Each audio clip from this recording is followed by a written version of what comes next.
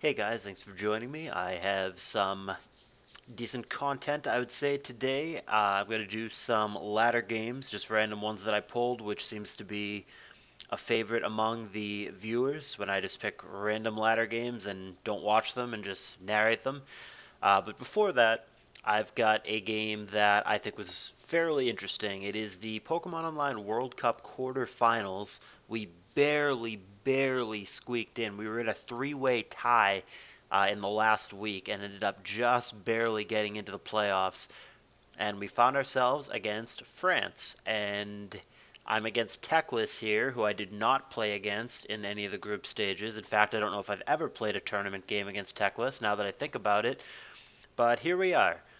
Even though we have never played a tournament game against each other, I'd say we know each other fairly well just from both being involved in the ADV community and such. And I think there's quite a bit of psychology going into this game, not only because it's an opponent that you've never played before, but we also know each other's styles pretty well. He's a spike spammer for sure. I'm a spike spammer for sure. He sticks to a lot of TSS kind of teams, just generic big 5+1. I also see him do like Moltres stacks and Jolteon stacks, but he's a player who heavily favors spikes, and admittedly, so am I. I'm not really a big 5 guy as much as I'm like a 4 guy or a Jolt stack guy, but spikes are spikes to some extent, so there was probably a lot of thought for both of us, certainly for me, as to do I just play my comfort? Do I just make a point to not play spikes because he might counter team it?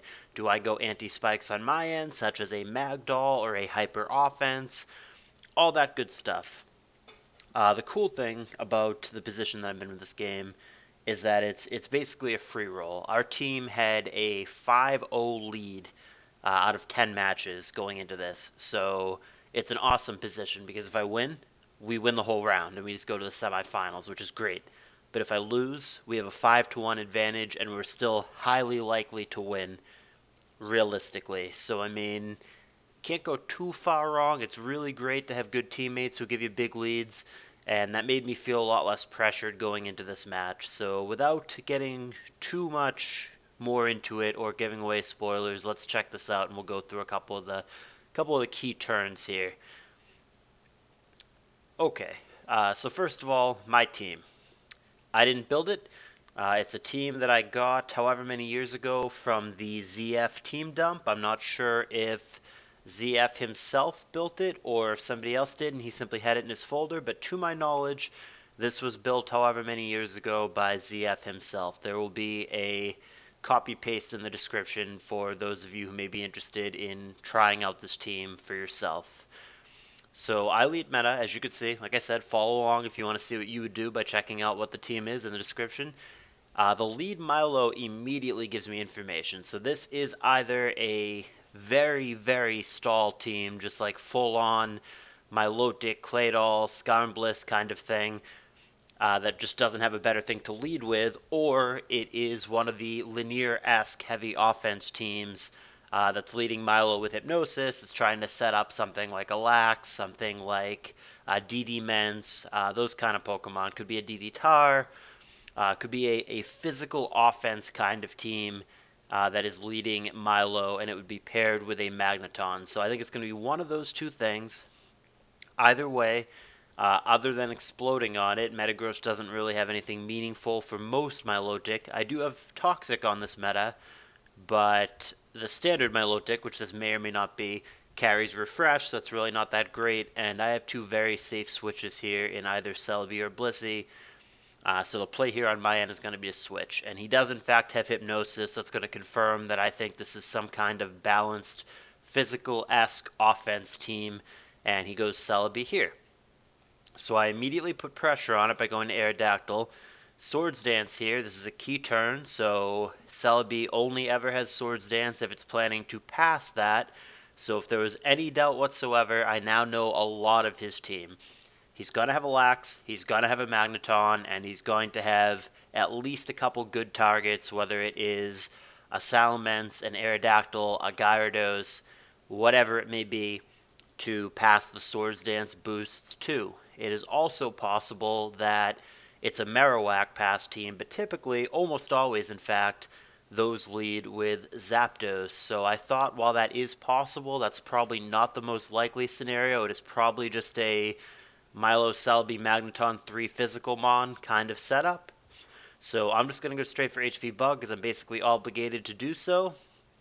And he's going to take the risk and stay in. This was a very, very good turn for me, just killing it instantly in that way. That's obviously a pretty clear advantage on turn 4. Depending on his spread, that may not have been a guaranteed knockout, and maybe it was. Like I said, it depends on his spread, but there are scenarios where that is a damage roll as opposed to a guarantee. So if that was a damage roll, then obviously I caught a break for having the roll go my way, because had he passed that to whatever, Aerodactyl or Gyra or Salamence or whatever, that very well could have been really difficult for me early on, so I'm thankful that the RNG cooperated. So he's going to go to Milo. I'm obviously not going to stay in with an Aerodactyl that's stuck on HP Bug. I'm going to switch it up and go to Blissey just in case he gets cute and tries to get something in like Salamence or something to punish the Celebi. But it's actually worse than that. He went to Heracross, which is a poke that I know this team has major issues with. When I was testing this the night before on the ladder, for whatever reason, I went against just an abnormally large amount of Heracross. I must have gone against Heracross 6, 7, 8 times, and some of the players using it were not great. Were randoms in the 1200s that were not playing super well, didn't have super good teams, and I was really struggling with the Heracross. It was clear as day that this team is really weak to it, and Aerodactyl doesn't even have HP Flying, so actually without a critical hit, other than Explosion of course, I don't actually have a move that can one-hit KO Heracross, so it's a really tough poke, and I don't switch into it well. So this is a poke that I very much did not want to see. It is not something that, based on my scouting and my knowledge, that Teclis normally uses, so I think this is him doing basically the same thing that I did, making a point to not use spikes and to switch it up from his normal style so he doesn't get counter-teamed. So as it turns out, we both basically had the same idea philosophically as to how to approach the match. So as you can see, I switched to Metagross here, not because it's a great Heracross counter, but basically for lack of a better thing to do. He went for Brick Break. I can tell, obviously, that it's not banded based on that damage, and I'm going to take a shot on the Toxic there. I did that fully anticipating the Milotic, and this is actually really, really great because being a lead Hypnosis Milotic, I'd say the odds of it having Refresh are slim to none. The set that I would assume that it is, Hypnosis, Surf, Recover, and then the last move is probably either Toxic or Ice Beam. It is possible, but unlikely, that it does in fact have Refresh as that last move, but I really thought I could nail it with the Toxic here, and I feel pretty confident that he's not going to be able to get rid of that. So I think this was a really big turn, as was the HP Bug turn, where I basically got something for nothing. And in this case, we're kind of past the point in the metagame, I would say, where hitting a bulky water with Toxic is a huge deal anymore.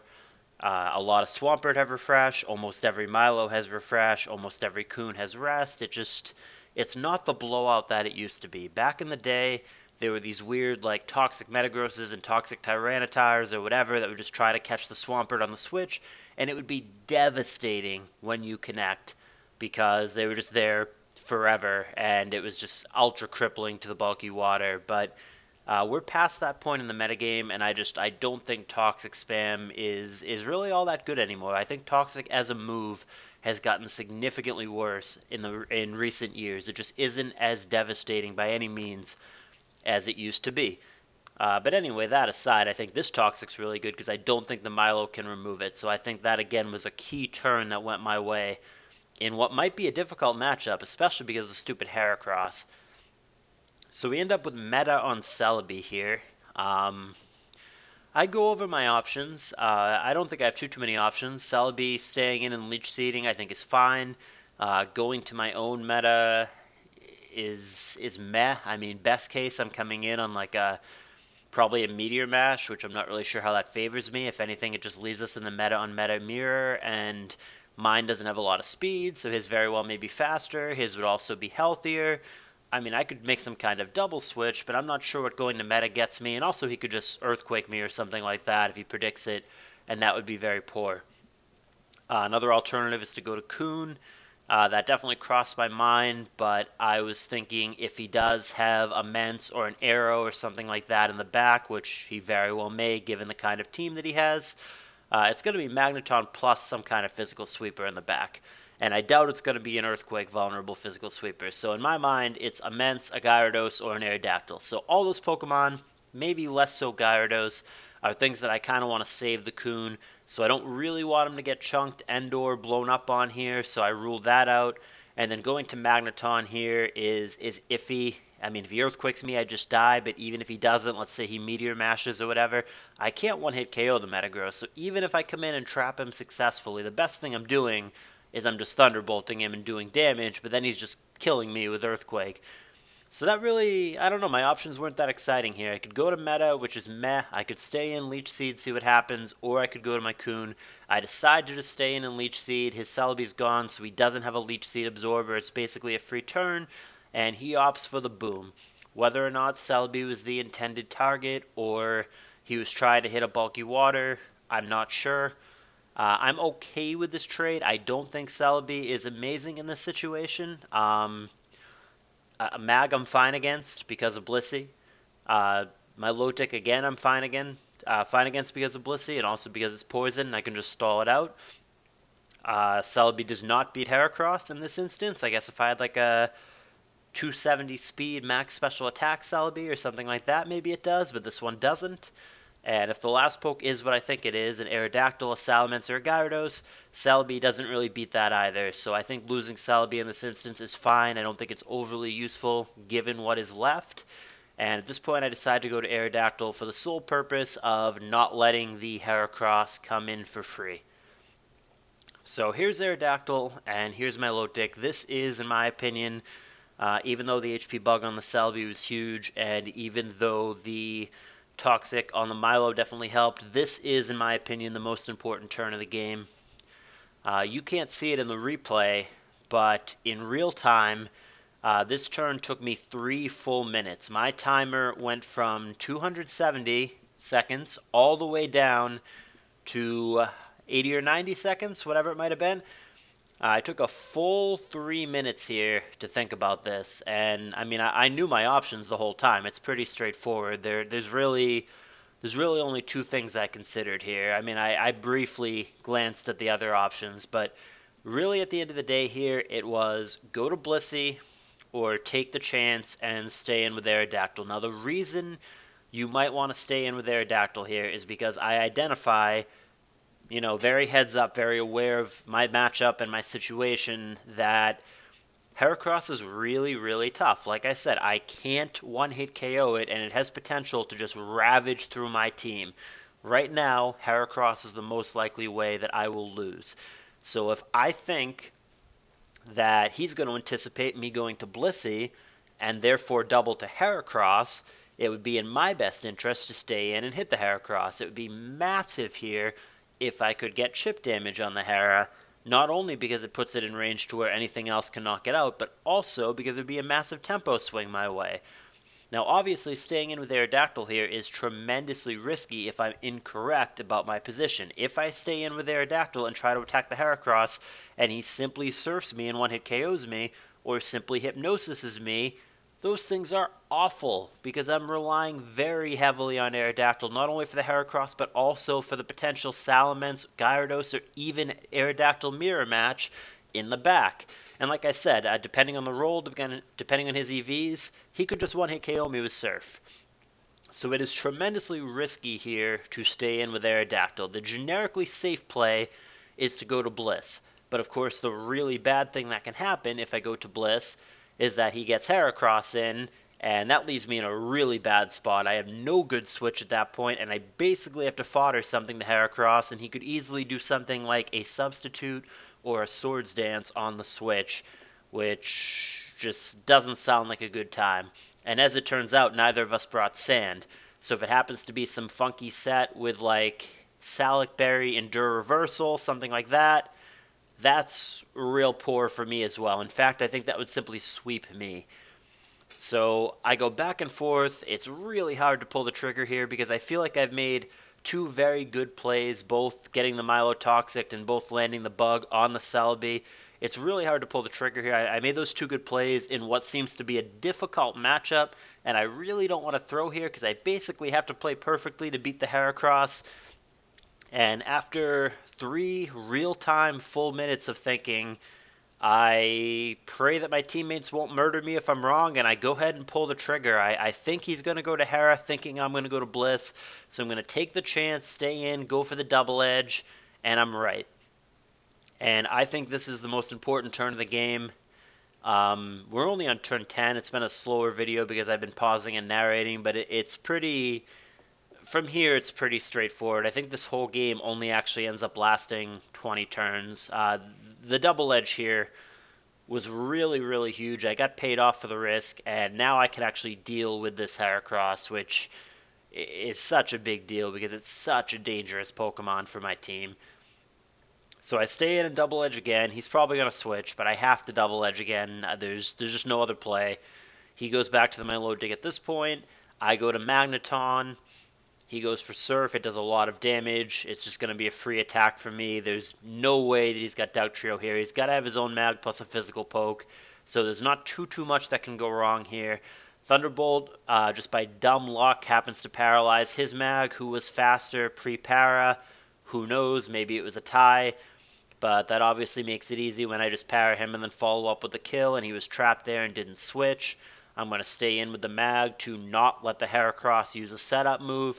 He goes Brick Break. That's going to prompt me to come back in with Aerodactyl, try to scare him out. I saw lefties earlier, so I know that he's not a reversal set because he can't have Salic Berry, so I don't have to play around that. He's going to let that go. Here's Gyarados. I knew it was going to be either him, Mence, or Arrow as the last poke. I go to Meta on the Dragon Dance, obligatory explosion coming down, see if he stays in or not, but I'm going to be able to handle the Gyro one way or another. He fishes for a crit here, which is probably the right play, but it doesn't come. I explode, and that leaves only the Milotic against my 3 pokes. As it turns out, I was right. The Milotic does not have Refresh, so it's just a matter of clicking Soft Boiled a few times until the Toxic kills him. He understands the position that he's in, obviously, and after the Hypnosis, he simply concedes. But all I had to do there was basically wait for the Toxic to do its thing. The last poke was Coon, like I said. You guys could check out the team in the description. It was not built by me. If you like the team, give the credit to ZF. I was very satisfied with how I played this game. I went, I don't want to say outside my comfort zone, because I could play most things relatively comfortably, but I went outside my norm. How about that? I was willing to change it up for the sake of what I thought would be good for the matchup, and I felt that I played this game really well and made 3 critical plays with the HP Bug, with the Toxic on the Milo, and most importantly, the biggest play, staying in on the Milo with the double edge to hit the Heracross, I thought was a huge turn. So I was very happy with the way that I played this game. And it's certainly a bonus that this ends up being the match that clinches the week for us and advances us to the semifinals. Now, the silver lining on that, or whatever the opposite of the silver lining is, so we 6-0 against France, right, in order to make it to the semifinals against Brazil. Here I am recording this on Monday night, so literally we're 1 day into the next round, into the semifinals, and we are already down 0-5 in the semifinals against Brazil. A bunch of guys just charged in, and every single one of them lost. So I may not even get to play another game. In order for us to not be eliminated from this tournament, we'd have to win all 5 of the remaining games just to tie it up, and then win a tiebreaker. So my tournament, for better or worse, very well may be over. My record is 4-3 at this time. And my match, if it even happens, would be a rematch against Illoden. So if that game does end up taking place, I'll of course get it here on YouTube for you guys. If not, then it's been a fun tour, and I wish we didn't get our ass kicked in the semifinals, but it is what it is. Anyway, guys, I hope you enjoyed this content. I thought that it was a short game, but I thought it was a good game, and I thought there was a thing or two that could maybe be learned here by a newer player.